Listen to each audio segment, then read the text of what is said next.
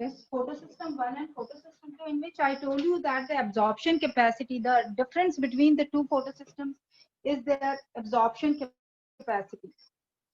Absorption peak is different in both PS1, photosystem 1 and photosystem 2. And what is that difference? That difference is the absorption peak or absorption capacity of chlorophyll A, which is in case of PS1 700 nm, and in case of PS2 it is 680 nm. So this is the absorption peak or absorption capacity in the two. Now after this I would like to start with the photophosphorylation. Now, as I told you yesterday, what is the literal meaning of photophosphorylation? Photophosphorylation means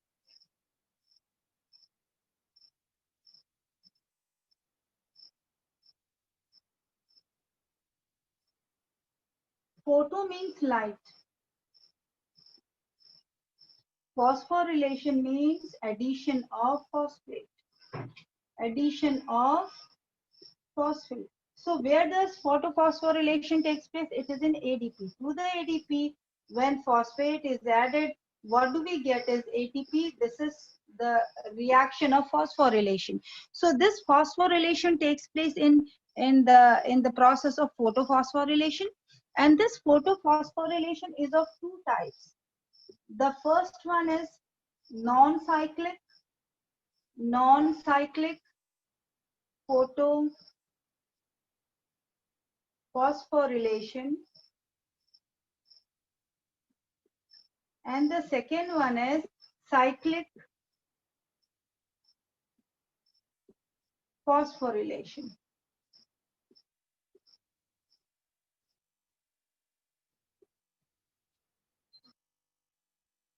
So this way we have two types of phosphorylation, photophosphorylation. One is non-cyclic and another is cyclic. Now we are going to start with the non-cyclic photophosphorylation. And what is that non-cyclic photophosphorylation? That I'm going to discuss with you today. Now what is this non-cyclic photophosphorylation? It is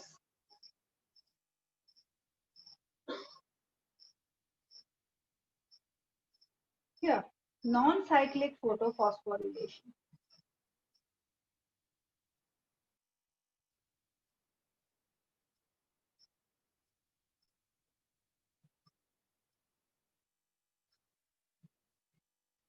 What happens in non-cyclic photophosphorylation? It is, we have this reaction center which is in the form of chlorophyll A. This is reaction center, and in the reaction center we have the major pigment which is chlorophyll A, and outside it there are accessory pigments which are associated with chlorophyll A. These accessory pigments are outside chlorophyll A.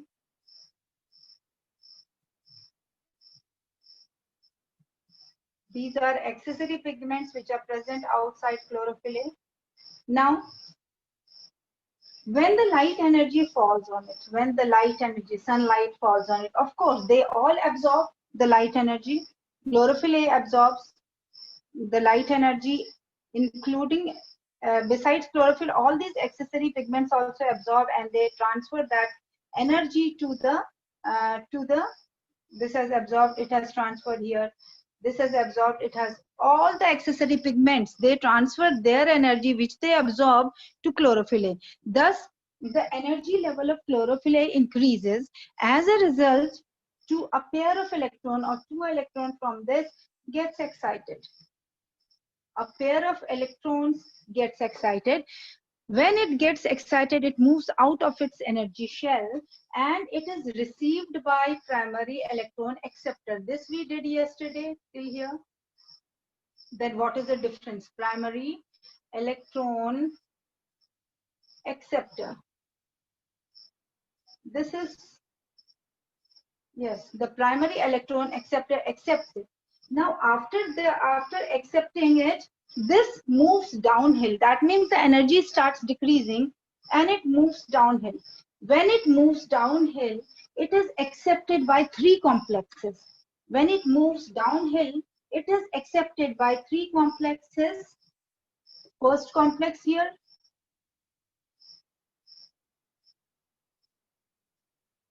the second complex here, and the third complex here. It is accepted by three complexes, first, second, and third. The first complex here is plastoquinone. Quinone. This is the first complex. The second complex which receives it after this is cytochrome complex.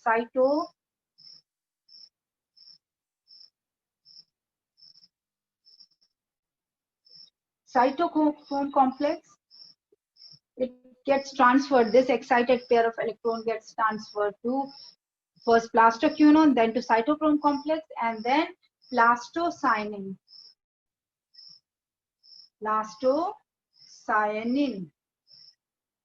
This is the third complex to which it gets transferred.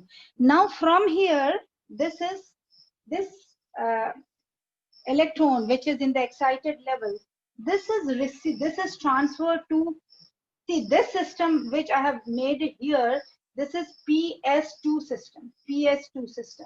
This is PS2 system I have made. That means the absorption capacity of chlorophyll A here will be 680 nm. So this, and plus the energy which is absorbed by other accessory pigment results in the excitation of the electron, which is accepted by the primary electron acceptor. Then it shifts to downhill when it moves, when the energy gets released slowly. So it moves to the plastoquinone, then another cytochrome complex, and plastocyanin. All these together are known as ETS, electron transport system or chain, electron transport system. They all form electron transport system. And from here, this is transferred to PS1, photosystem 1. So in the photosystem 1 also we have chlorophyll A in the center. Then we have accessory pigments outside. Like this, we have accessory pigments outside. So when it is transferred here, of course, along with this electron, some energy comes over here. So this electron from here, it gets excited. A pair of electron gets excited again, and that pair of electron moves out of the shell and is accepted by primary electron acceptor. Primary electron acceptor here also accepts that excited electron, and from there it starts moving downhill. When it moves downhill, it is accepted by a complex, and that complex is known as, like here ETS was there, same way one more complex is there, electron transport system. So here this primary electron acceptor transfers it to ferrodoxin, Ferrodoxin. Ferrodoxin, it is transferred to, this is one complex to which the electron, this electron which is already excited, is transferred to. Here also the electron is transferred to. So electron is transferred to ferrodoxin. Now from ferrodoxin, this energy, this electron which is in the excited level, it is taken up and it results in the formation of, here NADP is there, and from NADP, when the electron is accepted, one proton is added. That means it gets reduced and forms NADPH.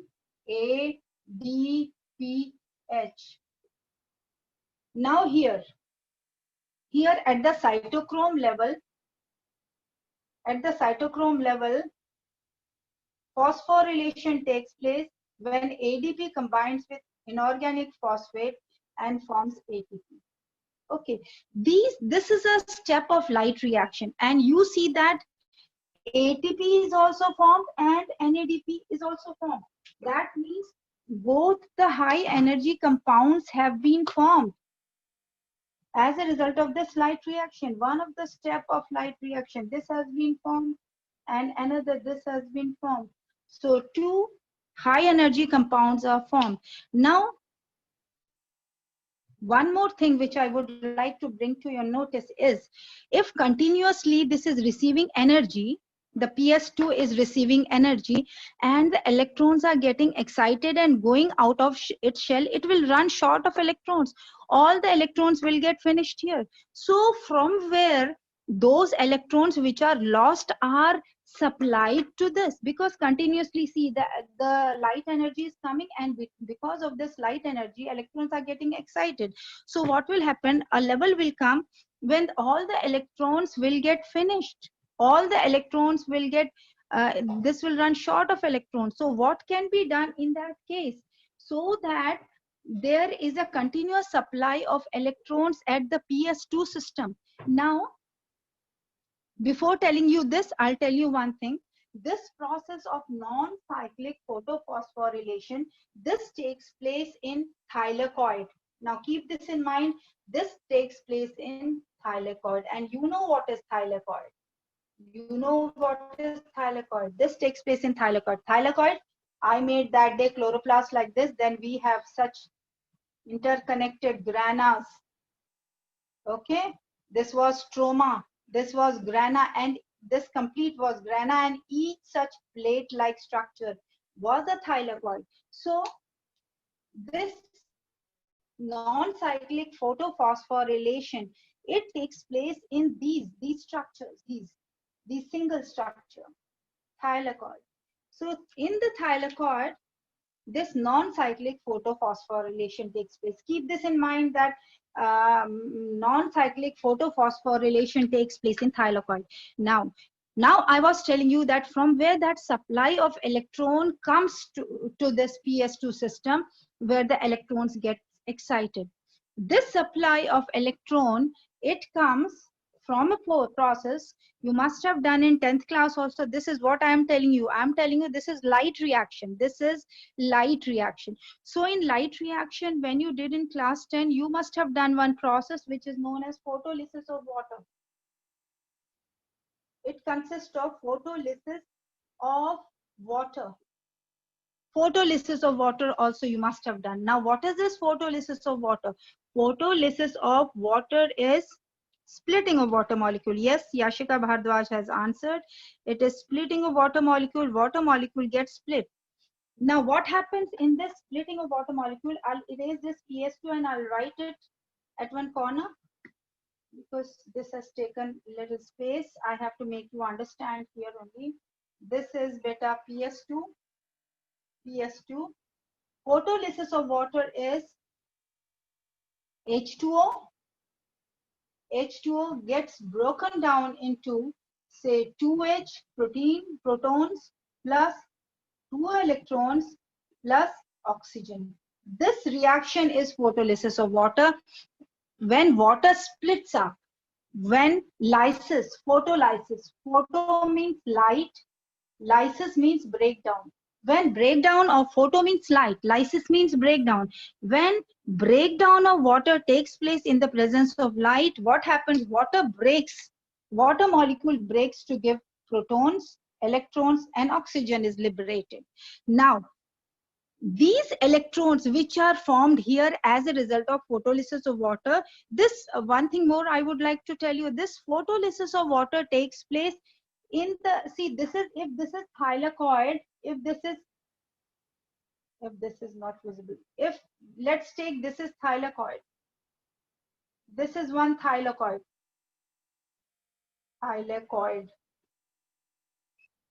let's take this as thylakoid, and in the thylakoid, on the inner membrane, inner side of the membrane, which one is inner side of the membrane? This is inner side of the membrane. This is inner side of the membrane. This is inner side of the membrane. On the inner side of the membrane of thylakoid, this photolysis takes place. Inner membrane of thylakoid. On the inner membrane of thylakoid, this photolysis of water takes place. That means water gets broken down into protons, electrons, and oxygen. Could you understand this? That photolysis of water takes place on the inner membrane of thylakoid. Could you understand this, beta? If yes, just answer me that you are able to understand it. And you know what is thylakoid? Thylakoid is present, those which are present in piles, one above another. One of such pile is known as thylakoid. Okay, so this, yes, I got answer from one of the student, Rohan. She has written, it's clear. Priya also understood. So this takes place on the inner side of thylakoid.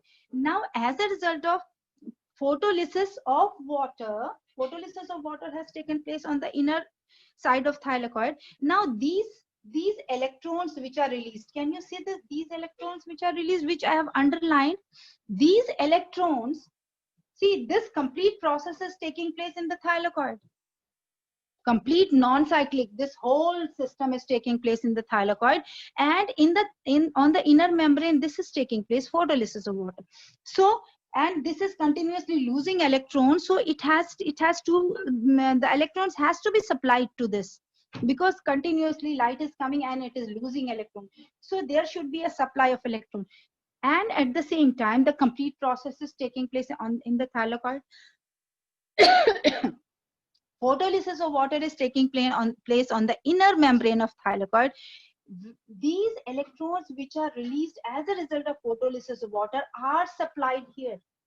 These electrons which are released as a result of photolysis of water are supplied to this. When these electrons are supplied to this, that means there is no shortage of electron in PS2 system. It will get a continuous supply of electron, because photolysis is a continuous process during photosynthesis. And this, what I have told you here, what I'm telling you here is light reaction. So continuous supply of electron takes place from here. Continuously photolysis is taking place, and as a result of photolysis, electrons are formed. These electrons are continuously supplying to PS2, and PS2 is getting its continuous supply of electrons. Now here, this is happening. Now another thing, what happens to this O? Oxygen which is formed as a result of photolysis is released to the air, is released in the air. Now the third thing which is left is protons. These are H protons. They can bring reduction. And where in this system reduction has taken place? Where in the entire process reduction has taken place? If you see properly, reduction has taken place here. When NADP combined with this protons, it formed NADPH. What is reduction? Addition of hydrogen. So this H which is formed here, it goes here for the formation of another high energy compound, which is NADPH, So by the end of this reaction, what do we have? We have the two high energy compounds. One is ATP, which is formed here at the cytochrome complex. Another is NADPH, which is formed here at the PS1 system, and this is at the ferredoxin complex. So both the high energy compounds are formed. This reaction is of photosynthesis is known as non-cyclic, because you cannot see any cycle. Rather, this reaction is also known as Z scheme. This is also known as Z scheme. I'm writing here for you Z scheme, SCHEME. Why this is known as Z scheme? You can see the shape. If you see the shape, it appears to be like Z. See this, and this. Again, I'll show you this. It comes down and then like this. Because of this shape, the non-cyclic photophosphorylation is also known as Z scheme. Where does it take place? It takes place at thylakoid. Now, how many systems are involved in it? Two systems are involved in it, PS2 and PS1. Okay. Now, here, yes, one thing more is left in this. I told you that photolysis takes place on the inner membrane, inner side of thylakoid, inner membrane of thylakoid. This photolysis of water takes place. Now, where does this for reduction of NADP to NADPH takes place. Reduction is, what is reduction? Reduction is addition of hydrogen, proton. This is reduction which is taking place. Where does this to NADP, proton is added, the proton comes from photolysis of water, this is added, and one high energy compound is formed which is NADPH. Where does this takes place? Formation of this NADPH requires an enzyme, and that enzyme, I repeat, formation of NADP, first NADP combines with protons and forms NADPH. Formation of this NADPH requires an enzyme, and the name of that enzyme is NADP reductase. I'm writing here for you, NADP reductase. This enzyme is required for the formation of NADPH. Now, this enzyme is present only at one place, and that place is outer membrane of thylakoid. This is the outer membrane of thylakoid. This is outer membrane of thylakoid.